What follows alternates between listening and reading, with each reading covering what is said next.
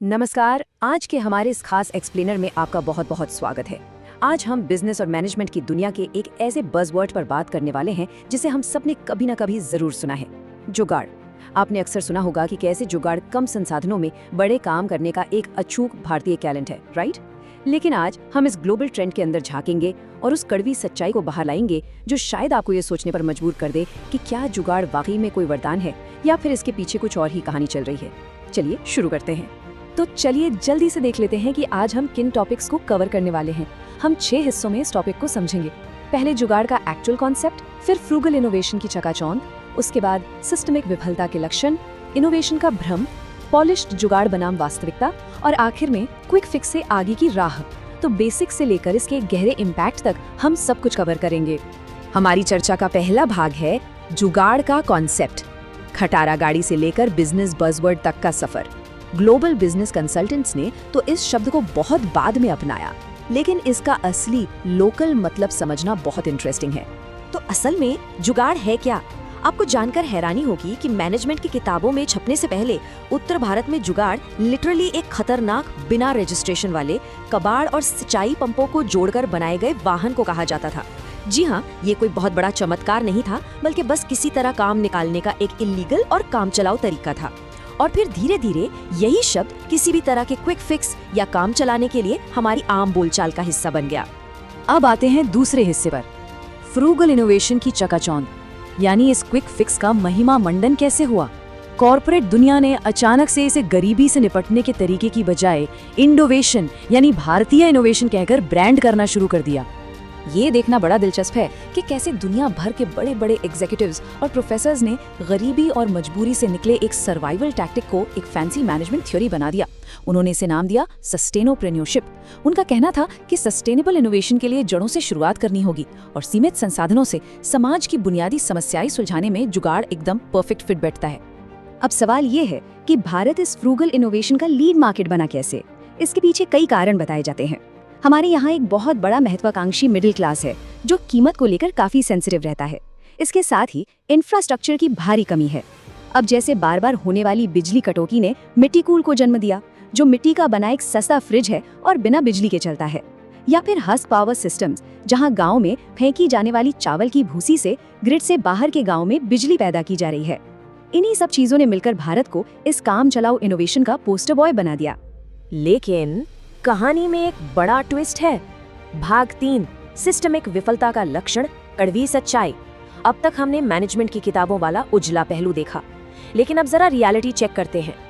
Mint के जाने माने जर्नलिस्ट मनु जोसेफ का एक बहुत ही पावरफुल कोट है जो इस पूरी धारणा को पलट कर रख देता है। वो कहते हैं कि जुगाड़ का अस्तित्व केवल इस बात का सबूत है कि समाज के हालात इतने खराब हैं कि यहाँ के स्मार्ट लोगों को वो सब करना पड़ रहा है जो बाकी सभ्यताओं के स्मार्ट लोगों को नहीं करना पड़ता। सोचिए जरा, ये तर्क उस झूठे गर्व को तोड़ देता है। जुगाड़ कोई इनोवेशन नहीं, बल्कि हमारे सिस्टम और इंफ्रास्ट्रक्चर के फेल होने का एक बहुत ही दर्दनाक और जीता जागता सबूत है। इस बात को अगर डेटा से समझें तो वर्ल्ड हेल्थ ऑर्गेनाइजेशन यानी WTO के सड़क सुरक्षा आंकड़े बहुत डराने वाले हैं।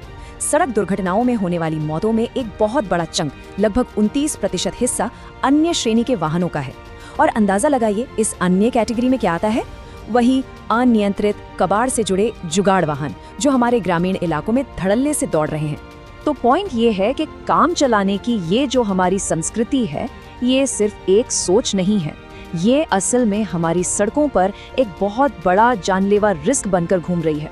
इन जुगाड़ गाड़ियों का ना कोई रजिस्ट्रेशन है, ना इंश्योरेंस है, और सेफ्टी स्टैंडर्ड्स वो तो दूर दूर तक नहीं है। लिटरली ये बस एक चलता फिरता खतरा है। अब बढ़ते हैं हमारे चौथे भाग की तरफ, इनोवेशन का भ्रम, असली प्रगति में बाधा। चलिए देखते हैं कि कैसे ये काम चलाऊ जुगाड़ लॉन्ग टर्म बिजनेस और रिसर्च को भी नुकसान पहुंचा रहा है। कई एनालिस्ट्स मानते हैं कि ये जो क्विक फिक्स वाला माइंडसेट है ना, ये असल में हमें बहुत पीछे धकेल रहा है। बस किसी तरह काम चलाने की आदत हमें भारी निवेश और उस long term research and development से रोकती है जो असली टेक्नोलॉजिकल ब्रेक थ्रू के लिए एकदम जरूरी है। पूंजी और डेटा इंफ्रास्ट्रक्चर की भारी कमी की वजह से हमारे कई स्टार्टअप्स कोई नया सॉलिड प्रोडक्ट बनाने के बजाय बस एक ऐप बनाकर बायर्स और सेलर्स के बीच बिचौलिए का काम करने लगते हैं। ये सिस्टमैटिक प्रोग्रेस के लिए बहुत बड़ा स्पीड ब्रेकर है। यहाँ हमें फ्रूगल कहानी और R&D की वास्तविकता के बीच के फर्क को समझना होगा। एक तरफ हम मिट्टी के घड़े पर दरवाजा लगाकर उसे फ्रिज कह देते हैं और खुश हो जाते हैं, लेकिन दूसरी तरफ असली रियलिटी देखिए। एप्पल, गूगल या टेस्ला जैसी कंपनियां दुनिया की बड़ी प्रॉब्लम सॉल्व करने के लिए भारी भरकम पूंजी और एक्स्ट्रावेगेंट बजट का इस्तेमाल करती हैं। सच तो ये है कि बड़े और ग्लोबल लेवल के इनोवेशन के लिए डीप पॉकेट्स और बड़े निवेश चाहिए होते हैं, न कि मजबूरी में किया गया कोई टेम्पररी जुगाड़। चलिए अब बात करते हैं 5वें भाग की, पॉलिश्ड जुगाड़ बनाम वास्तविकता। क्या होता है जब बड़ी मॉडर्न कंपनियां इस काम चलाओ और सस्ती मानसिकता को एक प्रॉपर कंज्यूमर प्रोडक्ट में पैक करने की कोशिश करती हैं? इसका सबसे क्लासिक उदाहरण है जमीनी जुगाड़ वाली हिंदुस्तानी एम्बेसडर और पॉलिश्ड फ्रूगल इनोवेशन वाली टाटा नैनो का कंपैरिजन। पुरानी एम्बेसडर कार हैवी सस्पेंशन के साथ ग्रामीण सड़कों के लिए एकदम रफ एंड टफ थी। खराब होने पर लोग खुद ही इसमें कुछ ना कुछ जुगाड़ करके इसे ठीक कर लेते थे। वहीं टाटा नैनो को देखिए, उसे बहुत पॉलिश तरीके से डिजाइन किया गया, दिखने में मॉडर्न और सस्ती थी, लेकिन उसे इस तरह नहीं बनाया गया था कि लोग खुद उसे आसानी से रिपेयर कर सके। और मजबूती में तो वो एम्बेसडर के आसपास भी नहीं थी। और इसी कॉन्सेप्ट को कई एनालिस्ट कचरा या जंक इनोवेशन भी कहते हैं। होता क्या है कि जब कंपनियां समाज के सबसे निचले तबके के लिए एकदम एक्सट्रीम लो कॉस्ट प्रोडक्ट बनाने की कोशिश करती हैं, तो वो उसकी मजबूती और सेफ्टी से बहुत बड़ा समझौता कर लेती हैं। ये कोई टेक्नोलॉजिकल छलांग नहीं है, बल्कि सिर्फ कॉस्ट कटिंग का एक तरीका है। ये बिल्कुल पूर्वी जर्मनी की पुरानी त्राबंद कार जैसा है, जो सस्ती तो बहुत थी, लेकिन क्वालिटी और सुरक्षा के मामले में एकदम जीरो। ये आपको इनोवेशन का इल्यूजन तो देती है, लेकिन असल में कस्टमर की रियल सेफ्टी को इग्नोर कर देती है। इन सब पहलुओं को देखने के बाद अब हम अपने आखिरी भाग पर आ गए हैं, क्विक फिक्स से आगे, एक सिंथेसिस। फ्यूचर के लिए इन सब का क्या मतलब है? अगर हम इन दोनों बिल्कुल अलग अलग नजरियों को एक साथ रखकर देखें तो कंक्लूजन ये निकलता है कि क्विक फिक्स या जुगाड़ मुश्किल वक्त में सरवाइव करने का एक बहुत ही ब्रिलियंट तरीका हो सकता है, इसमें कोई शक नहीं है। लेकिन कोई भी देश सिर्फ इस काम चलाओ सर्वाइवल कल्चर के भरोसे ग्लोबल लीडर नहीं बन सकता। लॉन्ग टर्म, सिस्टमैटिक और स्केलेबल ग्रोथ के लिए सिर्फ काम चलाने वाला ये माइंडसेट बिल्कुल भी काफी नहीं है। इसके लिए एक सॉलिड और कैपिटल इंटेंसिव अप्रोच चाहिए ही चाहिए। तो अंत में मैं आपको एक बहुत ही जरूरी सवाल के साथ छोड़े जा रही हूँ।